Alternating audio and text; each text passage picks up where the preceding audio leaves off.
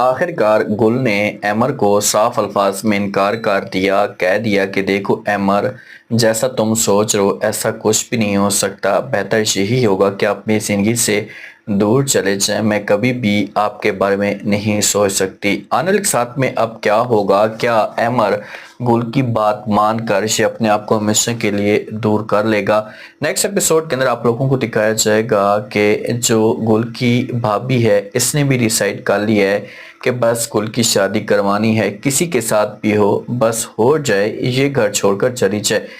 یہ بات کر رہی ہوتی ہے کال پہ اپنی دوست کے ساتھ یا اپنی ماں کے ساتھ، تو ان کو بتا رہی ہوتی کہ بس اسی جمعے کو میری ناند کا نکاح ہے، میں بس چاہتی ہوں کہ کسی بھی طریقے سے میری ناند یہ گھر چھوڑ کر چلی جائے، اس کے بعد جو ہوگا یہ سکون آ جائے گا اور سارے کے سارے جو معاملات ہوں گے یہ کلیئر ہو جائیں گے۔ جب ایسا کی ڈسکس کر رہی ہوتی ہے تو پیچھے سے جو گل کی ماں ہوتی ہے ساری کی ساری باتیں سن لیتی ہے۔ جب گل کی ماں یہ باتیں سنتی تو یہ بڑی پریشان ہو جاتی ہے، اسے ایک بڑا دھچکا سا لگتا ہے کہ آخرکار یہ سب کچھ کیسے ہو گیا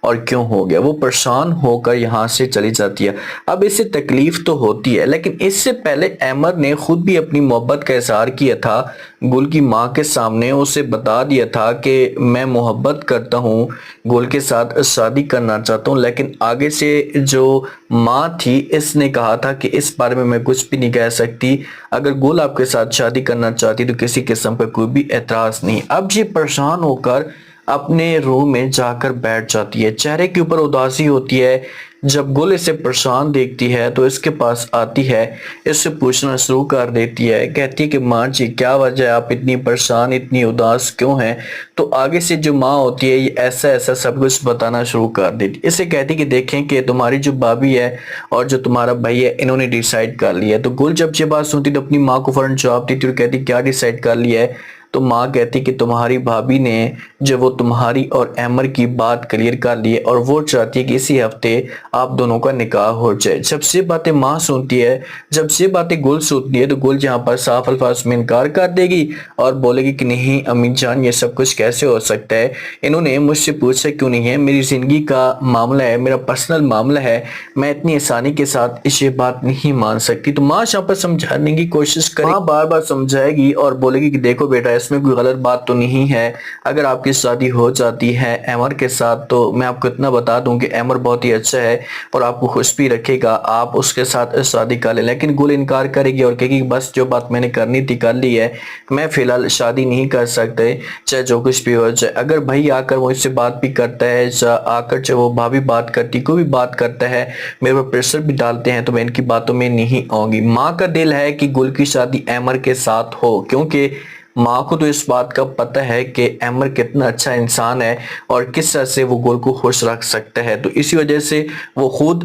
گل کے ساتھ اپنی خواہش بھی ظاہر کرتی ہے، دل کی بات بھی کرتی ہے، لیکن جو گل ہوتی ہے یہ ضد پہ ہوتی ہے اور وہ ایک ہی بات کہتی ہے کہ بس میں نہیں کر سکتی، کیونکہ گل کو یہ لگ رہا ہوتا ہے معاشرے میں یہ باتیں جو چاری ہوتی ہیں کہ ایمر کی وجہ سے گل کی جو وہ انسلٹ ہو رہی ہے یا بے عزت ہو رہی ہے۔ نفیس اور نفیس کی بیگم یہ دونوں شاپنگ کر کے باہر آ رہے ہوتے ہیں، ان کے پاس سامان بھی ہوتا ہے قیمتی، تو کچھ گنڈے جو ہوتے ہیں یہ نفیس کے پاس آتے ہیں اور جتنا بھی سامان ہوتا ہے جو بھی پیسے ہوتے ہیں یہ نفیس سے چھین کر لے کر چلے جاتے ہیں۔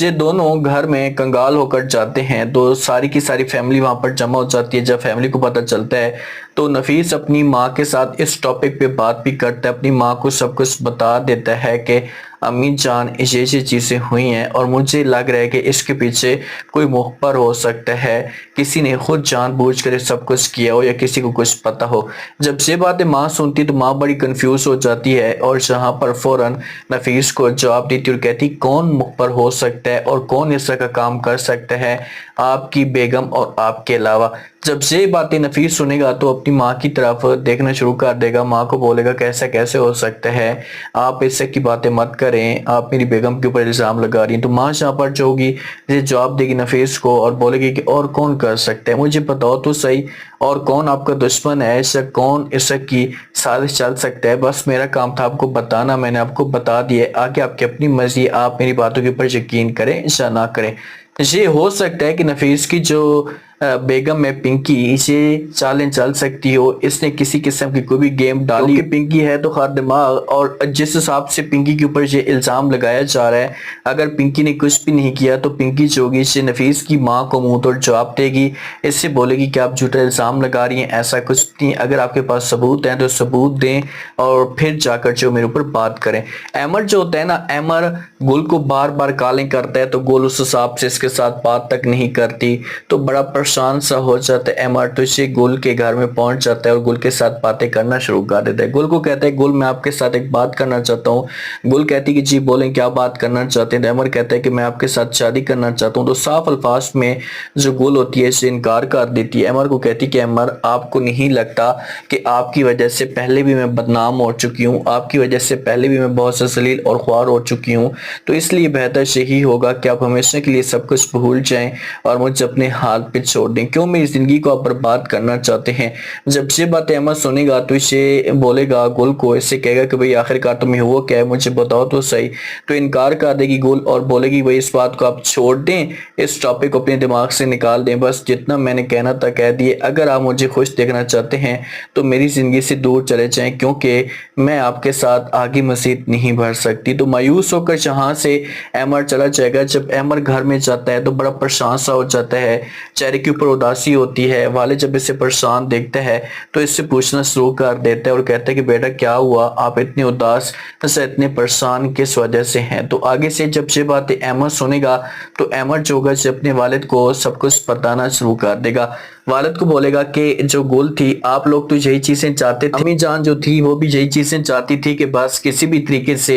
رشتے سے گل انکار کر دے تاکہ امی جان کو موقع ملے اور میری شادی نوشی کے ساتھ ہو جائے۔ تو اب جو گل ہے انہوں نے انکار کر دیا اور وہ اب میرے ساتھ شادی نہیں کرنا چاہتی۔ تو یہ باتیں جب والد سنے گا تو والد بڑا کنفیوز ہو جائے گا اور وہ دیکھنا شروع کر دے گا، بولے گا کہ ایسا کیسے ہو سکتا ہے اور وہ کس وجہ سے انکار کر رہی ہے، اس کے پیچھے کیا ریزن ہے۔ تو انکار کر دے گا ایمر اور بولے گا کہ اس بارے میں مجھے کچھ بھی نہیں پتا، لیکن اتنا میں آپ کو بتا دوں کہ انہوں نے انکار کر دیا ہے اور وہ اب میرے ساتھ شادی نہیں کرنا چاہتی اور آگے کی زندگی جو میرے ساتھ نہیں گزارنا چاہتی۔ جہاں پر بھی آپ لوگ میری شادی کروانا چاہتے ہیں، جہاں پر بھی آپ لوگوں کا دل ہے، کسی قسم کا مجھے کوئی بھی اعتراض نہیں ہے، آپ میری شادی کروا سکتے ہیں۔ تو والد جب یہ بات سنے گا تو والد جہاں پر کنفیوز ہوگا، والد کبھی بھی گل کو اس مشکل میں، اس دلدل میں نہیں دیکھنا چاہتا اور نہ ہی ایمر کو، تو اسی وجہ سے والد جو ہوگا سے ایمر کو بولے گا کہ اچھا ٹھیک ہے، آپ کو پریشان ہونے کی کوئی بھی ضرورت نہیں ہے، میں کچھ کرتا ہوں، میں کسی بھی طریقے سے بات کرتا ہوں